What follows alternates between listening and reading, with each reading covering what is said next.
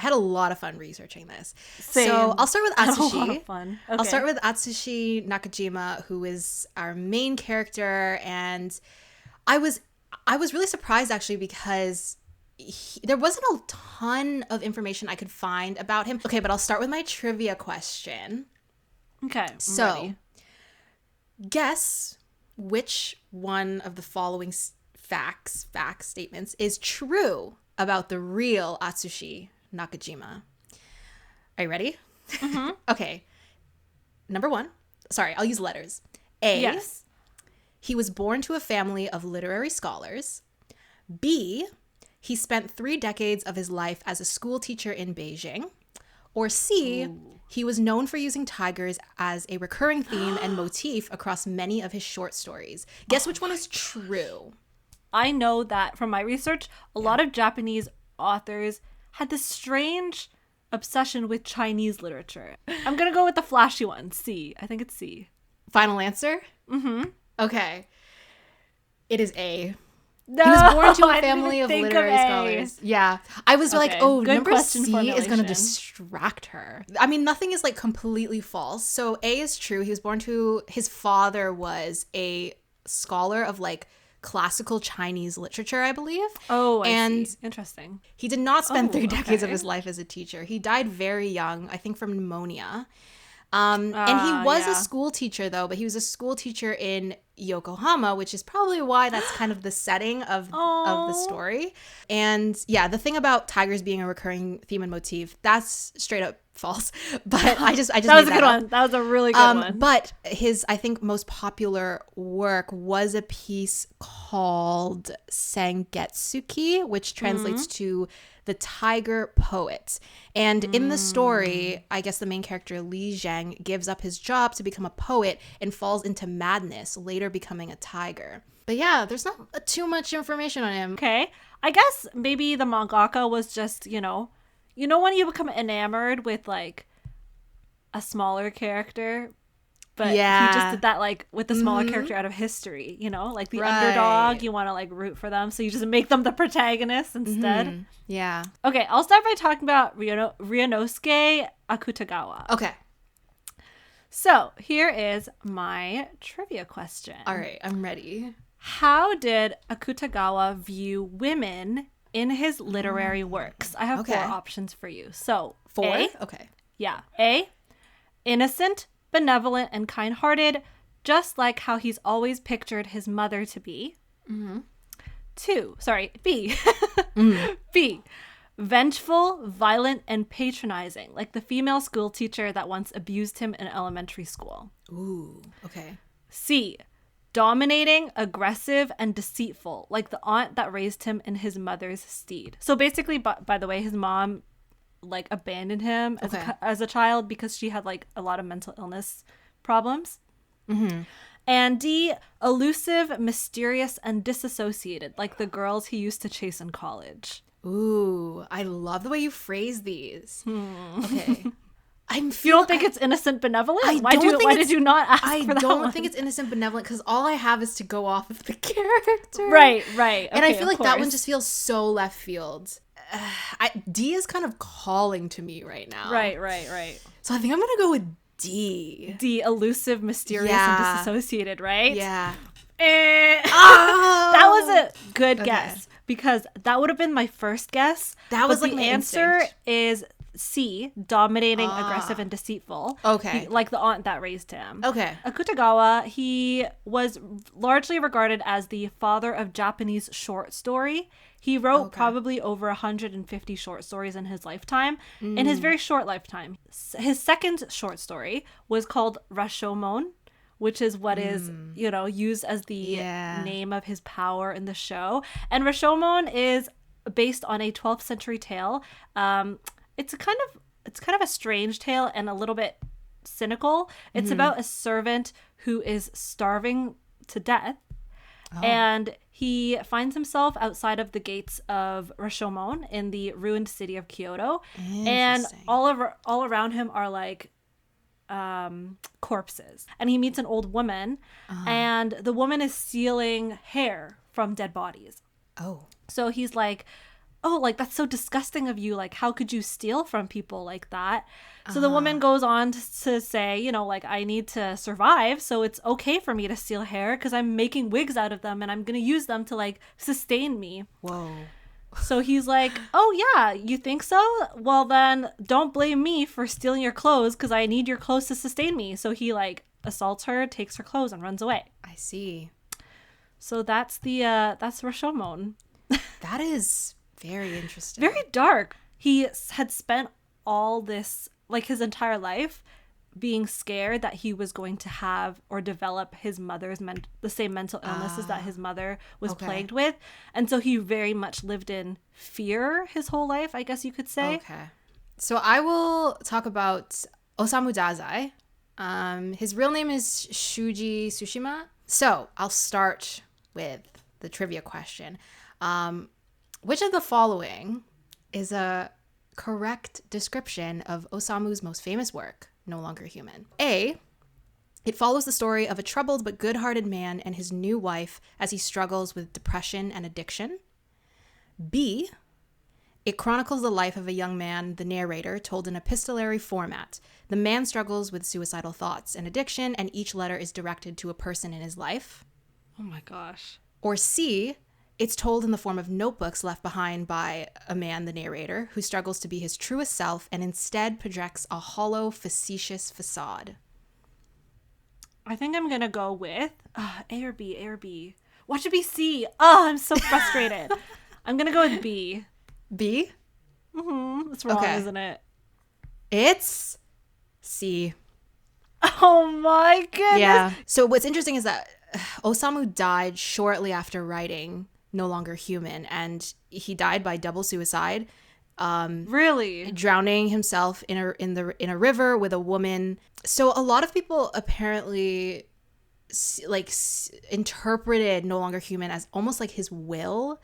Like each notebook kind of like represents, I think, a point in this man's life. And the character is someone who struggles to be his authentic self. And so apparently Osamu's writing was very like, it kind of was like dark and wry almost, but he was also known for having like a comedic aspect to his writing as well. Suicide was obviously a recurring theme in his work. He attempted suicide many, many times. Because he's such like a literary giant, he's such a figure, I think, when you think of like writers in Japan. So that sort of like the grandness of his persona, I think, is also kind of reflected in the characterization of Dazai's character in Bungo. Mm-hmm.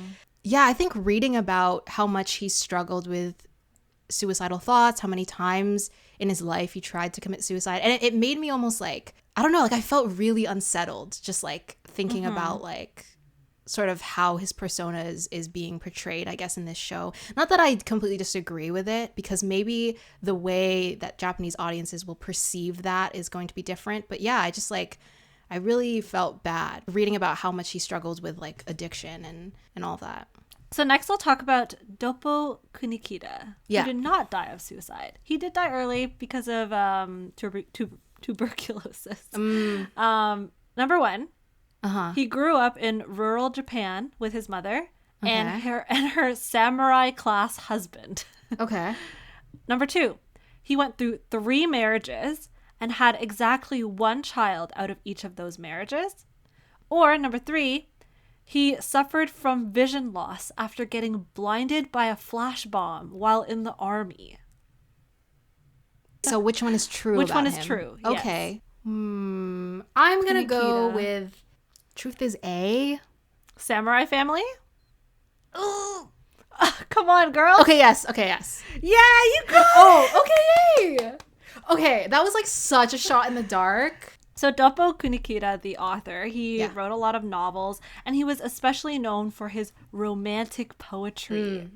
Fun fact, he was interested in Western democracy and developed a defiant attitude to the school administration, and because of that, he was expelled. Wow, he was a rebel. His ideals. Because he was a fan of a Western democracy.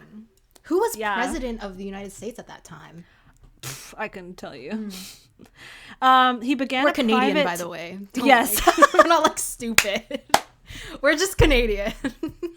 When him and his family moved to Tokyo, he met his future wife, Nobuka Sasaki, which is the female character in the Azure. Oh, yeah, Messenger. Sasaki, yeah. Against her parents' wishes, Nobuko's mother actually encouraged her to commit suicide rather than to marry Dopo. Oh my god. Isn't that just so like whack? But they got a divorce because he was having heavy financial issues, so they got a divorce. His first anthology, I believe, of his poems was collected into this, collection called Dopo Gin. And, in the show, his abilities name is Dopo Gin Gaku. Right. That's probably where that comes from as well. Very interesting. I have one more person that I have prepared.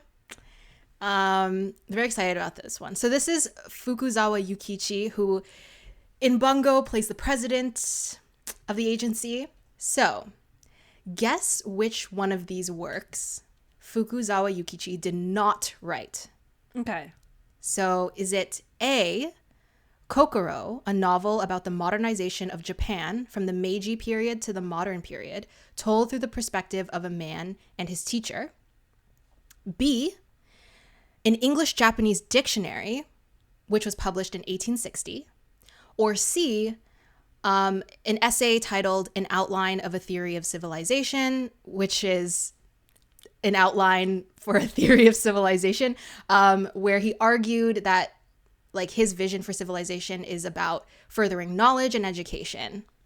So one is a novel, one is a dictionary, and one is an influential essay. I believe he would have written the novel. Oh, frick.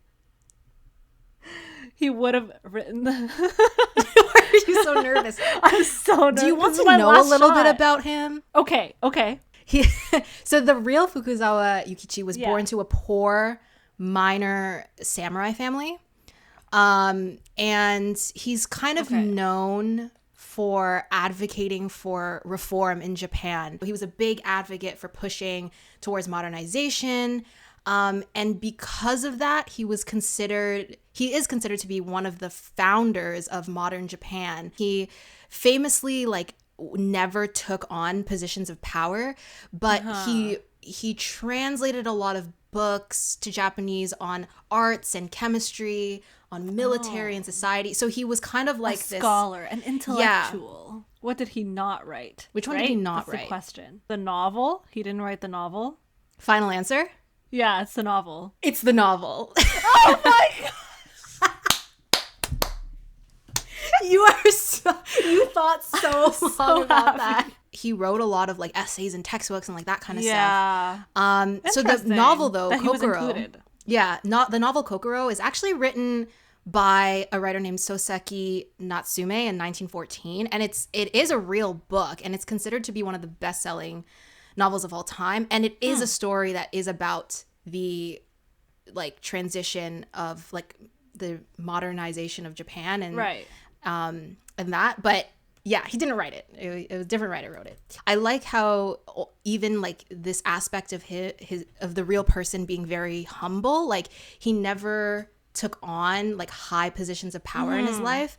We also kind of see that humility in the character of Fukuzawa in Bungo as well, where he has that conversation with Francis Fitzgerald. And he's all about I'm for the people. Right, exactly. Yeah. All right, my last dude is Junichiro Tanizaki. The question is, Naomi was ... A, the name of his first love with whom he fell for in elementary school. B, the sister of a friend whom he met while traveling in China. C, the title of his first truly successful novel. Or D, the title of his first poetry anthology. Was he... Okay, I don't know why my gut is telling me that she was not a real person. Maybe I'm just making that up. Right. Frick. I'm gonna go with D. Final answer. You're going to go with the poet? Yeah. He was a novelist. Frick. So close. Frick. The title of his first truly successful novel, which was called Chijin no Ai, and I guess, but the English version is just Naomi. And it is a tragicomic exploration of class, sexual obsession, and cultural identity. Junichiro Tanizaki is highly regarded as being probably the most popular novelist, maybe aside from Natsuma Sosuke, Sosuke, sorry. And a lot of his works revolved around like sexuality, destructive erotic obsessions, and cultural identity. And his masterpiece was known as Sasameyuki, which is translated literally into a light snowfall. That was considered his greatest work. I see. It's a detailed characterization of 4 wealthy daughters who see their life slipping away in the early years of World War II. And yeah, it's pretty cool because his power in the show is called a light snow. Yeah.